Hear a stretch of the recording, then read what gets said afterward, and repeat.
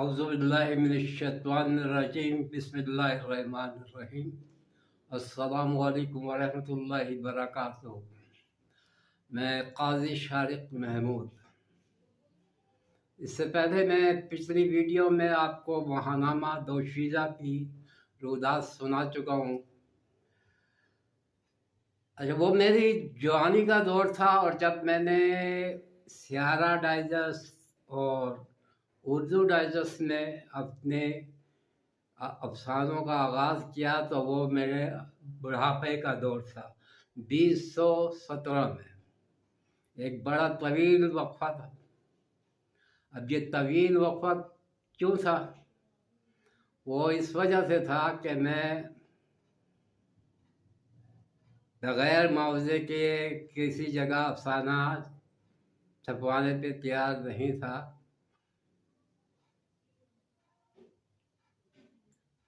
मेरा असल मकसद ये था कि माशी हालात मेरे कुछ दिखने दिखाने से सही हो जाएं तो फिर मैं अपना मजमुआ अफसानों का छपवा दूँ। और इस सिलसिले में मैंने बाकायदा तैयारी शुरू की भी थी और तकरीबन मेरे 60-70 प्लाट मेरे जहन में मुंतखब हो गए थे, क्योंकि अफसाने लिखने के लिए या नावल निगारी के लिए सबसे जो ज़रूरी चीज़ होती है वो प्लाट होता है। अच्छा प्लाट जब जहन में आ जाए तो फिर लिखने वाले के लिए लिखना कोई दुश्वार नहीं होता। शर्त यह है कि अच्छा प्लाट कोई जहन में मरतब हो जाए। तो इस सिलसिले में प्लाट सही अच्छा प्लाट आने में काफ़ी वक्त दरकनार होता है। बहरहाल, और मेरा इरादा था कि जब 100 प्लाट मुंतखब हो जाएंगे तो मैं अफसाने लिखने शुरू करूँगा और अपने तौर पर उसमें छपवाऊँगा। लेकिन सूरत हाल ये थी कि मैं ना तो मेरे पास इतना सरमाया था कि मैं मजमे छपवा सकता, लिहाजा बस वो प्लाट ही जमा होते हैं। दूसरी ये वजह, और उस अफसाने रिसाइल में ना भेजने की ये वजह थी कि मुझे जो सुनने में आ रहा था या पढ़ने में जो आ रहा था वो यही था कि रिसाइल वाले ये नए लिखने वालों को मुआवजा नहीं देते, या देते भी हैं तो बड़ी मुश्किलों से और बड़े नाज नखरों के बाद अदायगी की जाती है। उसका मैंने आपको बड़ी एक दिलचस्प सूरत हाल थी कि इसी दौरान मुझे इश्तियाक अहमद साहब की आपबीती पढ़ने का मौका मिला। तो बड़ी दिलचस्प आपबीती है उनकी। तो उन्होंने इसमें ये उनकी आपबीती है इश्तियाक अहमद साहब बड़े मशहूर और मारूफ ये मुसन्निफ गुजरे हैं, ख़ासतौर पर बच्चों की नावल निगारी के हवाले से। इन्होंने बच्चों के बहुत से नावल लिखे हैं और ये मेरी कहानी के अनवान से इन्होंने अपनी आपबीती लिखी थी।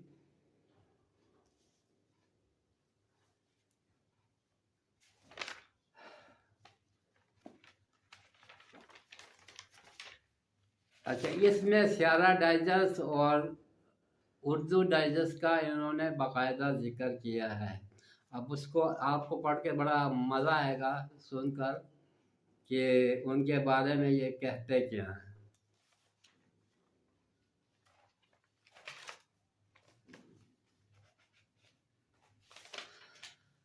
अच्छा, ये इनकी वैसे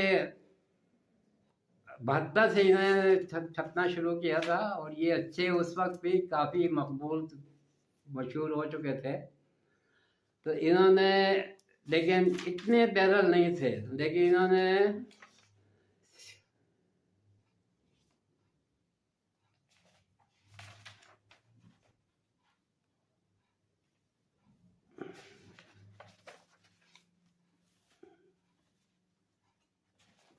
सियारा डाइजेस्ट के हवाले से ये लिखते हैं कि सियारा डाइजेस्ट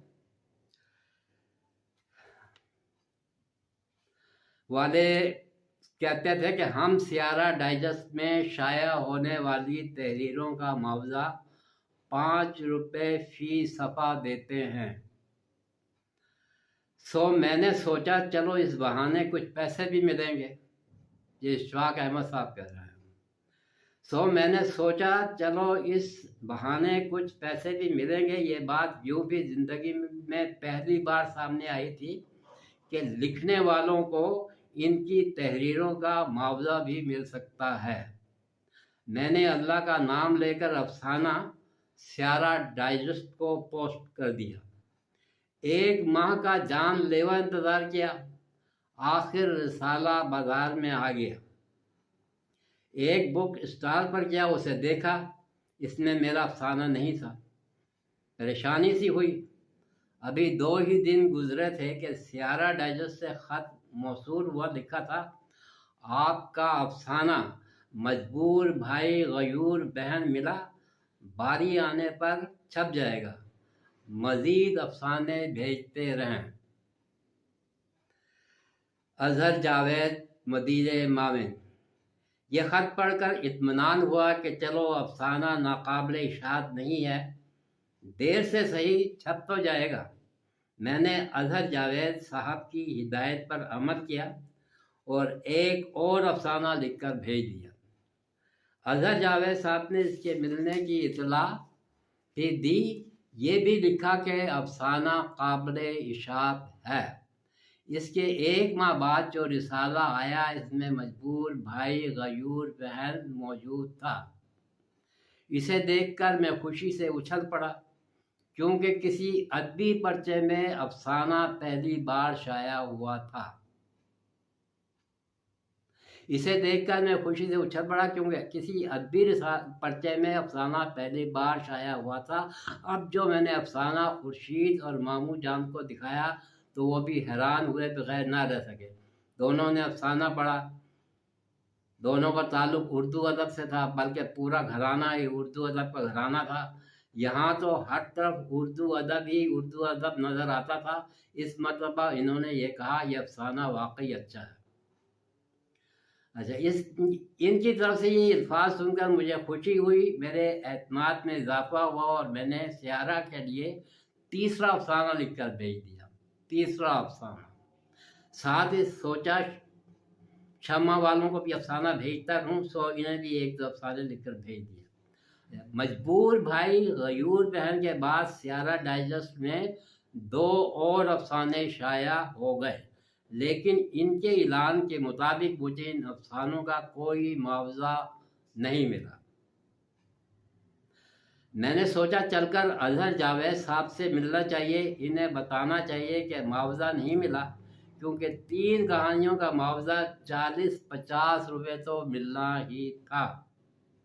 इन दिनों ये इतनी छोटी रकम नहीं थी।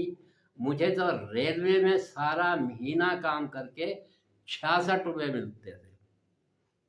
66 रुपये मिलते थे। इनमें से निस्फ में घर वालों को मनी ऑर्डर कर देता था। सियारा डाइजेस्ट का दफ्तर भी नवाए वक्त बिल्डिंग में ऊपर वाली मंजिल पर था।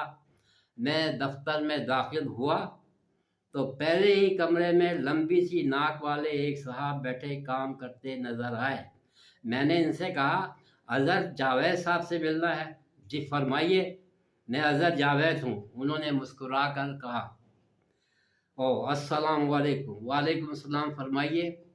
जी मेरा नाम इश्तियाक अहमद है, मेरे 3 अफसाने शाया हो चुके हैं। यह है आपके हाथ के खतूत जो मुझे मिल चुके हैं। खतूत देखते ही उन्होंने कहा बैठिए। वहाँ पुरानी तर्ज की 2 कुर्सियाँ मौजूद थी, मैं एक पर बैठ गया। इन्होंने कहा अभी पता कर कर बताता हूँ। जल्द ही इन्होंने मुझसे कहा आपकी कहानियों का मुआवजा आपको 2-4 दिन के अंदर मिल जाएगा। आप बेफिक्र रहें और अफसाने इरसाल करते रहें। जी अच्छा, ये कहते हुए मैं उठ खड़ा हुआ। चपरासी किसी काम से गया हुआ है, वरना मैं आपको चाय पिलाता। जी कोई बात नहीं, शुक्रिया। तो इनसे हाथ मिलाकर मैं वापस रवाना हुआ। इन दिनों ये तवील फासला मुझे पैदल ही तय करने पड़ते थे। टांगों का किराया अदा करने की हिम्मत नहीं थी और साइकिल मेरे पास थी नहीं, ना ही मुझे साइकिल चलाना आती थी। वापस घर पहुंचा और अफसाना लिखने लगा। अब मेरा मामूल ये बन गया कि रोज़ाना कोई ना कोई चीज़ ज़रूर लिखता। कोई चीज़ थोड़ी बहुत पसंद आती थी, इसे शमा कराची भेज देता। ज़्यादा अच्छा महसूस हुआ तो स्यारा डाइजेस्ट को या उर्दू डाइजेस्ट को भेज दिया करता था। अजहर जावेद साहब के वादे के मुताबिक 6 दिन बाद इनका ख़त मिला। ख़त के साथ 50 रुपये का चेक था और वहाँ से मुआवजा बैरर इनको मिल गया। स्यारा डाइजेस्ट से इनको मुआवजा मिल गया और उस वक्त के लिहाज से जाहिर है कि इनकी तनख्वाह 66 रुपये थी, तो 50 रुपये काफ़ी मुआवजा था, लेकिन देर से दिया उन्होंने।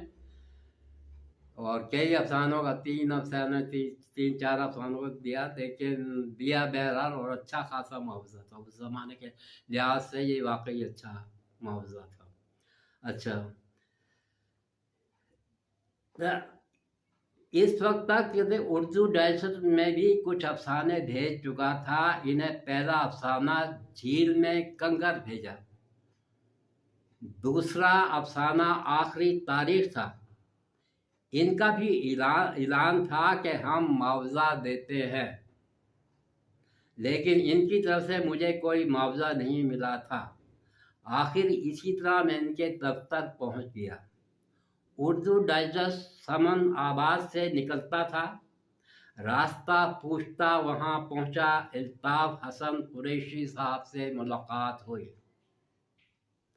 मैंने इन्हें बताया कि मेरे फलां फलां और फलां 3 अफसाने इनके शुमारों में छप चुके हैं, लेकिन मुझे आज तक इनका मुआवजा नहीं मिला।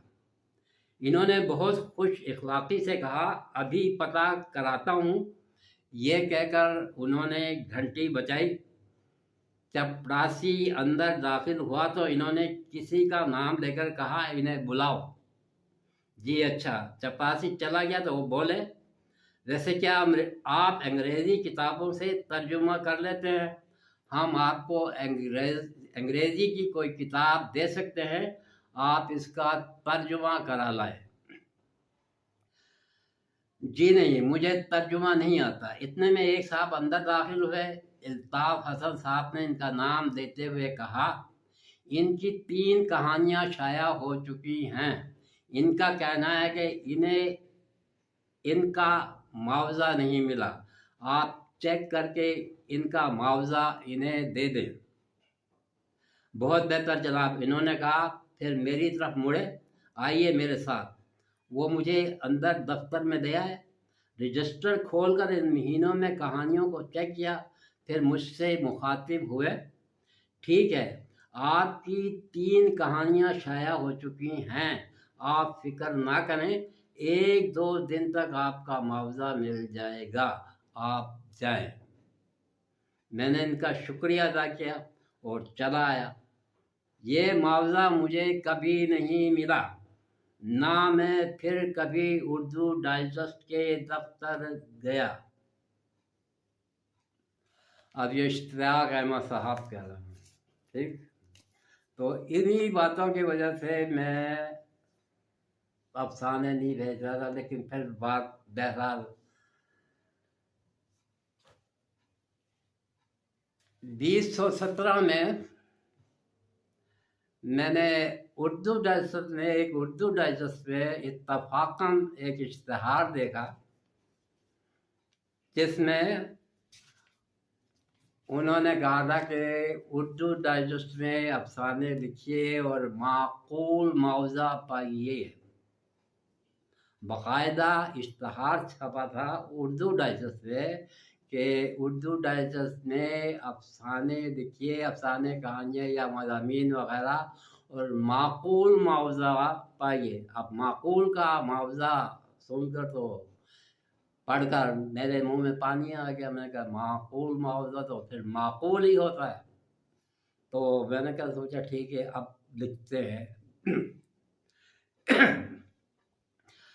अब जब मैंने लिखने का इरादा दिया था, मैंने कहा फिर इसमें क्या लिखना, फिर दूसरों में भी लिखते हैं, सियारा डाइजेस्ट में भी लिखते हैं, सस्पेंस डाइजेस्ट में भी लिखता हूँ। तो मैंने इन तीनों शुमारों में एक साथ अफसाने इरसाल कर दिए थे जनवरी के महीने में। आगे पीछे 2-4 दिन के वक्फों से मैंने तीनों उर्दू डाइजेस्ट में, सियारा डाइजेस्ट में और सस्पेंस डाइजेस्ट में, सियारा और उर्दू तो लाहौर के थे और ये सस्पेंस डाइजेस्ट जो था ये कराची का डाइजेस्ट है। तो बहरहाल मैंने बदरिया रजिस्टर डाक ये तीनों को अफसाने भेज दिए, जनवरी में भेजे थे। तो ये 2017 की बात है। तो जनवरी में भेजा हुआ उर्दू डाइजेस्ट में अफसाना मेरा छपा मार्च में अफसाना छपा था एक मुनफरिद सबक के अनवान से, जबकि सियारा डाइजेस्ट में अप्रैल में छपा, अप्रैल 1700, उसका अनवान था जब ख्यालों पे कहकशां उतरी।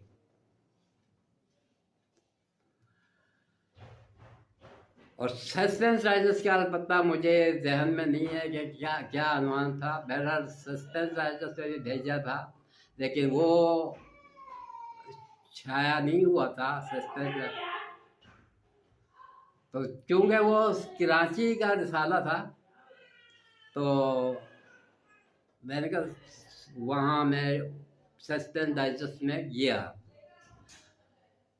दफ्तर डिफेंस में था उनका डिफेंस में करंगी के करीब ही है, करंगी रोड पर।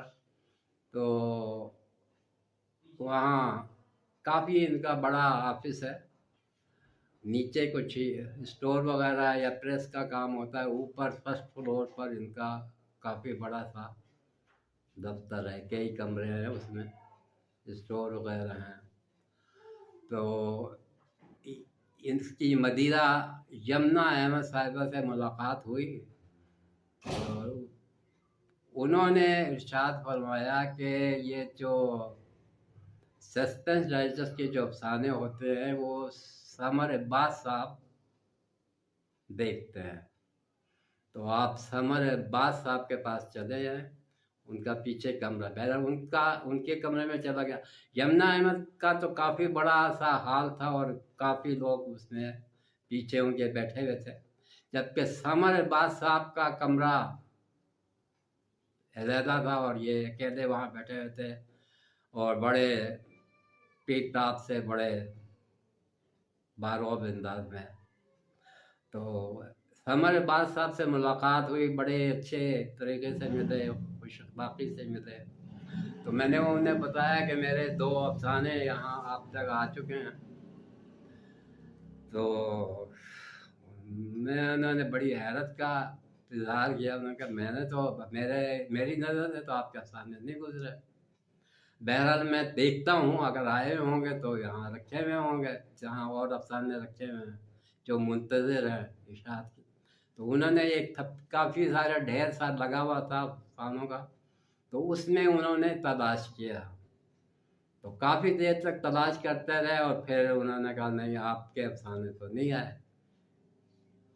अब ये तो हमारी तो कोई गलती नहीं, ये कोई डाक की नज़र हो गई है क्या? हालांकि वो बजरिया रजिस्ट्री भेजे गए थे और अफसाने भेजे भी इस तरह जाते हैं, आम डाक से तो इरसाल नहीं किए जाते।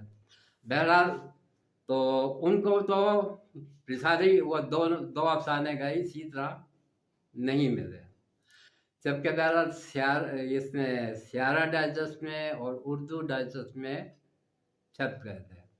अब जब ये उर्दू डाइजेस्ट में अफसाना छप गया तो अब जाहिर है कि रिसाले का इंतज़ार हुआ और मुआवजे का इंतज़ार हुआ, तो लेकिन रिसाला नहीं मिला। अलबत्ता मुआवजा तकरीबन 15 दिन के बाद मुआवजा मिल गया था। अब मुआवजा वो था कितना 900 रुपया उन्हें भेजा, जो मेरी नज़र में वो माकूल मुआवजा नहीं था बल्कि नामाकूल मुआवजा था। सच्ची बात यह है कि मैंने जो देख रहा था, मैं जो तजिया कर रहा था वो अपने वो महानामा दोशीज़ा के हिसाब से कर रहा था कि वो 80 की दहाई में, सन 80 में या 1 साल पहले या 1 साल आगे, वो कुछ सन 80 के आसपास का वक्त था जो पहला अफसाना छपा था। तो उसके उन्होंने 200 रुपया दिया था, तो वो मुझे कम लगे थे। हालांकि वक्त के लिहाज से वो ठीक था। उस वक्त के लिहाज से मैंने जब इसका मुआवजा किया तो इस वक्त कम अज़ कम 5,000 रुपया मुआवजा बनता था, और अगर 5 नहीं भी तो कम भी कर दिए तो चलो 4,000 रुपया, लेकिन भेजा इन्होंने कितना, 900 रुपया, और वो यकीनन एक नामाकूल मुआवजा था। अब भी मैं यही सोचता कि वो एक बहरहाल, जो कि लेकिन अब वो अफसाना वो मुआवजा भेज दिया था, तो उस पर भी मैंने शुक्र अता किया अल्लाह ताला का, ज़ाहिर है चलो मुआवजा तो मिला। तो अब मैंने कहा ठीक है, ज़्यादा कम ही सही लेकिन दिखते रहेंगे इसी में। उसके बाद ये तो अगले महीने जब सियारा डाइजेस्ट में आया, अच्छा मार्च में उर्दू में आया था, सियारा डाइजेस्ट में आया था अप्रैल में आया। तो देखिए ना तो इनका मुझे रिसाला मिला ना कोई मुआवजा। बहरहाल मैंने इन दोनों रसायल को बाद में अफसाने इरसाल कर दिए थे, दूसरा अफसाना दिया था, तो ये भी छप गया। तो उस दूसरे अफसाने का जो मुआवजा उर्दू डाइजेस्ट ने दिया था वो 1100 रुपया था। ये मेरा ख्याल 1100 था या 1000 था, बहरहाल 900 से ज़्यादा दिया था। तो अलबत्ता सियारा डाइजेस्ट ने का उस वक्त भी कोई ना शुमारा था और ना ही मुआवजा था। तीसरा अफसाना बहरहाल मैंने तीनों को भेज दिया, और नहीं तीसरा अफसाना मैंने नहीं भेजा बल्कि ख़त लिखा था इन्हें सियारा डाइजेस्ट वालों को, उर्दू डाइजेस्ट वालों को। मतलब है कि मुझे रिसाले नहीं मिल रहे, मुआवजा तो मिल रहा है और अब आपके डाइजेस्ट नहीं मिल रहे। जबकि सियारा डाइजेस्ट को मैंने फ़ोन किया था, तो वहाँ पहले तो ये कोई मिल नहीं रहा था। उस वक्त जो सियारा डाइजेस्ट में था ये मदीर आला अमजद रऊफ़ खान साहब थे और मदीर मुंतज़िम कामरान अमजद खान साहब थे। तो मदीर आला साहब अमजद रऊफ़ खान साहब से मेरी बात हुई, तो उन्होंने कहा ये तो कामरान साहब का शोबा है, वो कामरान साहब देखते हैं, वो इस वक्त ऑफिस में नहीं है, जब वो होंगे तो मैं आपकी उनसे बात करा दूँगा। तो बहरहाल वो उसके बाद मैंने कई दफ़ा फ़ोन किया तो कामरान साहब नहीं मिले। आखिर एक दफ़ा कामरान साहब मिल गए तो मैंने उनसे गुजारिश की कि आप, मेरे 2 अफसाने छप शाया हो चुके हैं लेकिन ना तो शुमारा ही नहीं मिला और ना ही कुछ। बहरहाल मैंने उस पर ये पूछा उनसे कि क्या आप मुआवजा देते हैं, तो उन्होंने साफ इनकार ही कर दिया था। मैंने कहा हम मुआवजा नहीं देते, मुआवजा ही नहीं देते, अलबत्ता रिसाले हम इरसाल करते हैं। और अब मैं देखता हूँ, पूछता हूँ कि आपको अब रिसाले क्यों इरसाल नहीं किए गए, या अगर किए गए होंगे तो फिर डाक की नज़र हो गए होंगे। बहरहाल वहाँ से ना मुझे मुआवजा मिला और ना ही डाइजेस्ट मिले, और साफ इनकार भी हो गया था। वो उन्होंने तो साफ कह दिया था कि हम देते ही नहीं हैं। जबकि उर्दू डाइजेस्ट में जो मैंने तीसरा अफसाना भेजा था उसके साथ उनका लिख दिया था, एक ख़त भी लिख दिया था एडिटर साहब को कि मुझे शुमार है आपके नहीं मिले। तो उस पर उन्होंने मुझे फ़ोन किया था कि हमने तो रिसाले आपको भेजे पर आपको नहीं मिले, तो हम माजरत चाहते हैं। और उस वक्त उनके जो एडिटर साहब थे, वैसे तो मुजफ्फर हुसैन अजहर साहब थे, उर्दू डाइजेस्ट के एडिटर। तो उन्होंने बहरहाल माजरत भी की थी और फिर रिसाले भेज दिए थे, डाइजेस्ट भी मुझे मिल गए थे।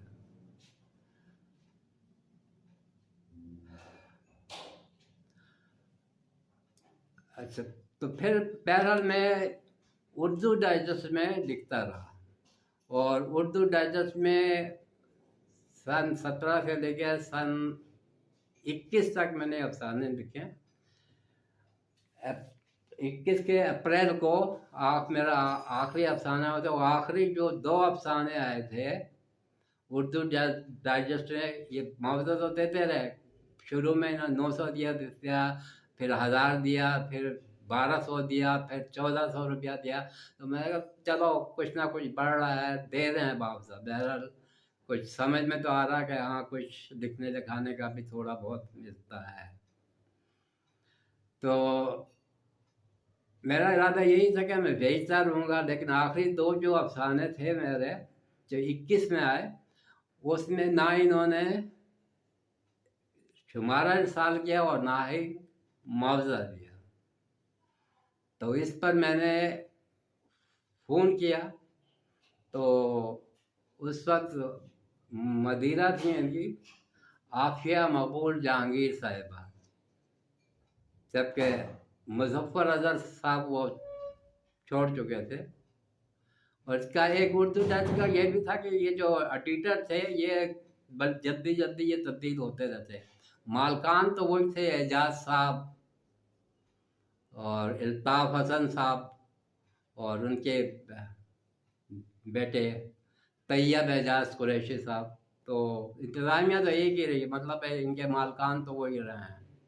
और ये सब बड़े मशहूर व मारूफ हस्ती थे, एजाज साहब भी और इल्ताफ़ हसन कुरैशी साहब भी। तो लेकिन एडिटर जो थे इनके रखते थे, ये तब्दील होते रहते थे। बहरहाल उस वक्त आफिया साहिबा थी, और आफिया साहिबा शायद जब भी आफिया हैं, लेकिन जब मैं इनसे कई मतलब फ़ोन पर मेरी गुफ्तगू हो चुकी थी, तो बड़ी अच्छी तरह ये गुफ्तगू करते थे। लेकिन जब ये अफसाने मेरे आखिर अप्रैल 21 में ये जब अफसाने नहीं छप, मैंने इनको फ़ोन किया, तो ये फ़ोन पर तो दस्तियाब नहीं थी, बल्कि फ़ोन उठाया था काशरा साहिबा ने, काशरा करम साहिबा ने। तो काशरा करम साहिबा का तो जो थी वो शोबा इश्तहारात में थी, उनका शायद ये शोबा नहीं था, लेकिन वो मजबूरी को उन्होंने फ़ोन अटेंड किया था मेरा। तो और काफ़ी मतलब उलझन सी महसूस कर रही थी वो बात करते हुए। तो लेकिन बहरहाल उन्होंने मुझे बता दिया था कि हाँ आपका मुआवजा बनता है, लेकिन अभी इरसाल नहीं किया गया अभी तक, कर दिया जाएगा, कर दिया जाएगा। मतलब इतने के 2 महीने गुजर गए और कर दिया जाएगा। और जबकि उन्होंने बताया कि आफिया साहिबा इस वक्त मौजूद नहीं है, तो वो छुट्टियों पे हैं आजकल। तो फिर चंद दिन के बाद फिर मैंने उनको फिर फ़ोन किया, तो ये आफिया साहिबा ने फ़ोन उठाया, आफिया मकबूल जहांगीर। उससे अभी मेरी बात ही हुई थी, अभी शुरू ही हुई थी, तो उन्होंने किसी का नाम देकर कहा कि आप फलां साहब हैं। मैंने कहा मैं फलां साहब नहीं हूँ, बल्कि मैं काजी शारिक महमूद आपसे गुफ्तगू करने का शर्फ हासिल कर रहा हूँ। तो उन्होंने एक लम्हे के लिए कुछ सोचा और फिर कहा देखें मैं इस वक्त किसी के फ़ोन का इंतज़ार कर रही हूँ और बहुत ज़रूरी फ़ोन है, तो ये आप बराए मेहरबानी इस वक्त फ़ोन रख दीजिए, तो मैं थोड़ी देर के बाद ख़ुद आपसे राब्ता कायम करूँगी। मैंने फ़ोन रख दिया। बहरहाल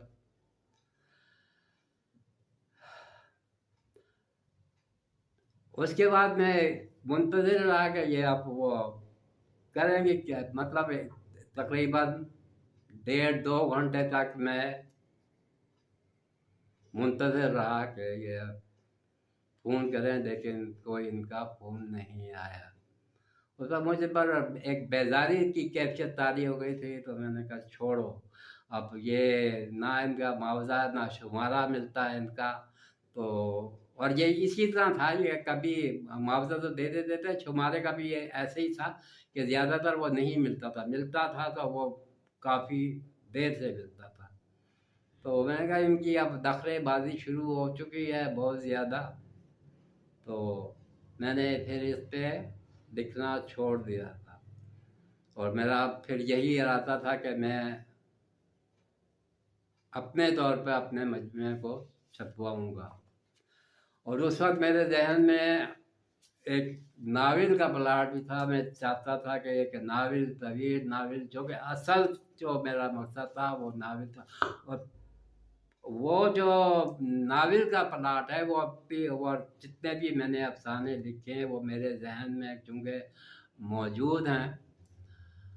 और जो नावल का प्लाट है वो तो एक बहुत ही ख़ास किस्म का प्लाट है, जिसको मैं बाकायदा अगर लिखता भी रहता तो वो किसी को मैं इरसाल नहीं करता, वो उसे मैं खुद ही छुपाता। लेकिन मेरी माशी हालत कभी भी किसी दौर में इस काबिल नहीं हुई कि मैं बाकायदा उसको अपने सरमाए से अफसानों का मजमा या नावल छपवा सकूं। तो बहरहाल इस तरह जो कहानी सियारा डाइजेस्ट में अप्रैल में शुरू हुई थी 17 में, वो 21 में बहुत जल्दी ख़त्म हो गई। अच्छा, इससे अलावा ये अब जो मैंने आपको इश्तियाक साहब की हुआ बताई, इश्तियाक अहमद साहब की, ये काफ़ी अरसे के बाद मैंने इत्तफाक से ये उर्दू डाइजेस्ट में, ये तो तैयब साहब हैं, तैयब एजाज कुरैशी साहब, जब उनकी ये आपबीती छाया हुई है तकरीबन, तो ये उस वक्त बच्चे होंगे, बहरहाल इनका तो नहीं है कसूर, ये एजाज साहब के साहबजादे हैं, डॉक्टर एजाज हसन कुरैशी साहब के ये साहबजादे हैं। तो नेशनल एडिटर हैं ये, मतलब एक करता था मालिक हैं। तो इन्होंने वो कहानी नंबर, ये नाकाबिले फरामोश कहानियाँ, कहानी नंबर निकाला ये 2013 में, 2013 में। उसके ज़रा ये अदारिये, क्योंकि ये दिखते हैं तो इनका ज़रा अदारिये का थोड़ा सा मैं हिस्सा आपको सुनाता हूँ। हम भाई हर रात वालदा से कहानी सुनाने का मुतालबा करते, और वो दिन भर की घरेलू मसरूफियात और रोज़मर्रा के कामों की थकावट के बावजूद कई सालों तक हमें बड़ी मेहनत से कहानियाँ और नज़में सुनाती रहीं, जो ना सिर्फ नींद की मोहब्बत भरी लोरियाँ होती, बल्कि दुनिया का एक रूमानी और मुलायम सा तस्वर जहन पर नक्श कर दिया करती। ये कहानी से मेरा पहला तारुफ था। स्कूल जाने लगा तो अलिफ लैला, उम्रो अयार और शेख चिल्ली की सबक आमोज छोटी छोटी कहानियाँ अच्छी लगने लगीं। ज़रा बड़ा हुआ तो साइकिल पर घर से कुछ फासले पर वाक़या लाइब्रेरी से इश्तियाक अहमद की इमरान सरीस लाने लगा, जिसके किरदार एक्स2 जोसेफ और जवाना बहुत हैरत अंगेज और दिलचस्प लगते। हर नावल का बेचैनी से इंतज़ार होता, फिर बार बार लाइब्रेरी के चक्कर लगाकर पहले अजरा कराने की कोशिश करता। ये इश्तियाक अहमद साहब के नावलों के बारे में कह रहे हैं। पहले इन्होंने, इनकी ये नज़र से वो जो आपबीती तो उनकी गुजरी नहीं होगी, तो उस ज़माने में तो पहले ये बच्चे होंगे, लेकिन बाद में भी इन्होंने पढ़ी नहीं होगी उसकी, उनकी इश्तियाक साहब की। तो जो इश्तियाक अहमद साहब ने उर्दू डाइजेस्ट के बारे में लिखा कि उर्दू डाइजेस्ट जैसे रिसाले ने इश्तियाक अहमद साहब जैसे मुसन्निफ़ को भी मुआवजे के बारे में तंग किया, और उनका बिल्कुल मुआवजे की अदायगी नहीं की। हालांकि इनका ऐलान उस वक्त ये था कि हम मुआवजा देते हैं। तो बहरहाल ये सालों का अपना है ये। असल जेब से पैसे निकालने बहुत मुश्किल होते हैं। पाकिस्तान में कुछ ऐसा ही है। बहरहाल ये मैंने जो था वो आपको बताया। बाकी खुश रहिए और दूसरों को खुश रखने की हर मुमकिन कोशिश कीजिए। अल्लाह हाफिज़।